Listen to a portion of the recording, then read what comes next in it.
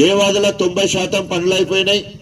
Only 10% నిధులు ఇచ్చేది ఉంటే మొత్తం కూడా ఫ్రూట్ఫుల్ అవుతుంది. అంటే మొత్తం కూడా దేవాదుల స్కీమ్ ఏదైతే ఉన్నదో 2004-05లో మొదలుపెట్టిన స్కీము పూర్తి అయ్యడానికి అవకాశం ఉంటుంది. ఆ రకంగా గణపురం నియోజకవర్గం అంతా కూడా సస్యశ్యామలం అయ్యడానికి అవకాశం ఉంటుంది. ఈ రోజు ఎంత దౌర్భాగ్యం అంటే గణపురంలో రిజర్వాయర్లో గణపూర్ రిజర్వాయర్ పాత చెరువు మిండే ఉంటుంది. అంటే తూములు డెడ్ లెవెల్లో ఉంటాయి, మన చిన్న చెరువు లెవెల్లో. సో ఇప్పటి వరకు కనీసం తూములకు నీళ్లు ఇవ్వలేదు.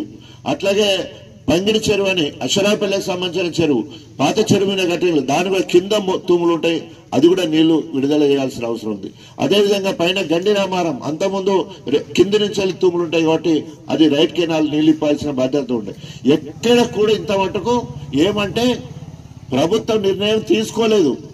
ప్రాజెక్టుల నుండి పొలాలకు నీళ్లు ఇవ్వడానికి రేవంత్ రెడ్డి ప్రభుత్వము రైతుల మీద కక్ష కట్టి రైతులకు రాక్షసులు లెక్క ప్రణాళిక లేకుండా ఇప్పటి వరకు ప్రభుత్వము నిబంధనల ప్రకారం నీళ్లు విడుదల చేయాలని జీవో ఇస్తారు. ప్రతిసారి పాబంది జరుగుతుంది, ఎంఆర్ఓ ఆఫీసులో వాళ్ళు చేసి నీళ్లు తీస్తాను.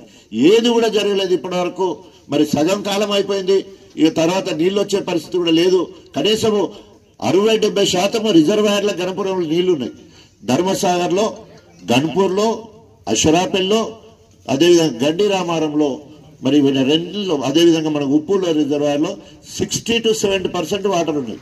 కింద తూములు తిత్తే రైతులకు పంటలకు నీళ్ళు ఇచ్చే పరిస్థితి ఉన్నది.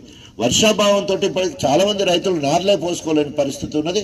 నమ్మకం లేదు ఈ ప్రభుత్వం మీద. ఎందుకంటే బీఆర్ఎస్ అధికారంలో ఉన్నప్పుడు ఏప్రిల్ మే నెలలో సమీక్ష చేసి ఏదైనా చిన్న చిన్న రిపేర్లు ఉంటే చేసుకొని జూన్ జూలైలో మొత్తం చెరువులన్నీ నింపేది, మొత్తం పండుగ లెక్క ఉండేది.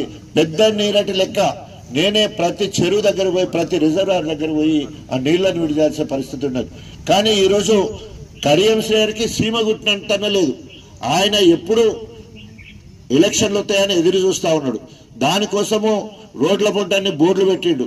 800 కోట్లని ఇప్పటి వరకు మీ జఫర్గఢ్ మండలానికి 250 కోట్ల రూపాయలతోటి మరి ఇంటిగ్రేటెడ్ పాఠశాల అన్నాడు.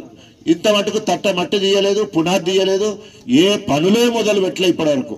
అది 250 కోట్లు. 175 కోట్ల రూపాయలతోటి ఇందిరమ్మ పేరు చెప్పిండు. కానీ వీలైనన్ని డీవియేషన్ పేరుతో కానీ లేకపోతే